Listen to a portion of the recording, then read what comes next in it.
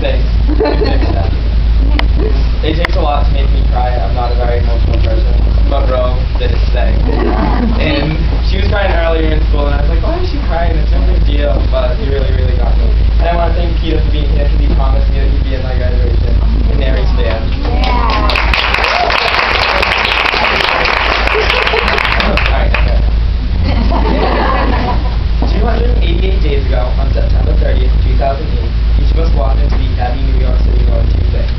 One, that over the next 9 months we would be given the foundations we needed to become successful stylists. And two, that they were pancakes to eat. However, we were completely unaware of the fact that we were getting something more than skills and practices.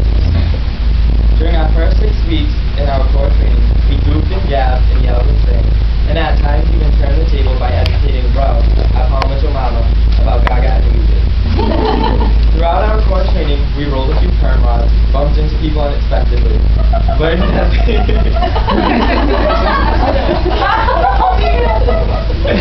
learned that finger waves were the biggest problem in American society, and even had a few political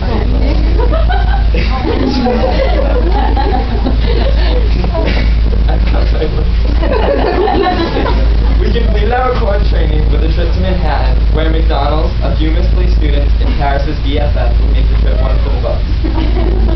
However, it wasn't until an unexpectedly eventful evening out with the girls that I realized I had gained a gift. This group of young, beautiful women that I had only known for a short time, watched as the walls of my life tumbled right before my eyes, and then proceeded to pick me up and dust me off. I couldn't believe that a group of people who I had just met a few weeks earlier cared so much. Unfortunately, the entire class was not present that night, but when I returned to school following Tuesday, those who had been absent showed their concern and continued to comfort me. I was fine, but only because of that. That week we walked onto the clinic floor, scared, nervous, and excited all at the same time. We quietly assisted all of the adaptive and creative students as we slowly continued to get each little box in our worksheet checked off. Once our last box got checked, we had officially become the new adaptive class of the Academy NYC. Our first clients came and left, and our second ones followed. With each passing month, we grew more confident in our skills and frequently started playing things in our kids. Slowly, we all trickled into the morning creative class, where we were able to bend the rules and experiment with new procedures and techniques. June slowly crept up on us, and our talented class of 18 individuals began to disappear into the sunset, significant careers and music. It was not always a great day at the Academy NYC. There were small fights, discoveries made, and even a few tears shed. But none of that matters.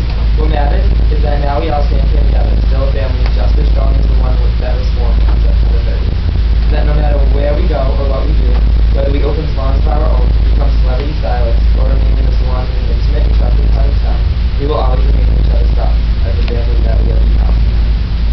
Although tonight is about the students, I'd like to take a moment to also acknowledge the wonderful learning leaders that have been there for us since day one. Also, Ann and Frank, without whom we would not be sitting in front of you today. Thank you. Also, I would like to thank Athena, who is a constant ray of sunshine every time she does it. Oh, I lost my place there. And finally, I want to thank my fellow classmates.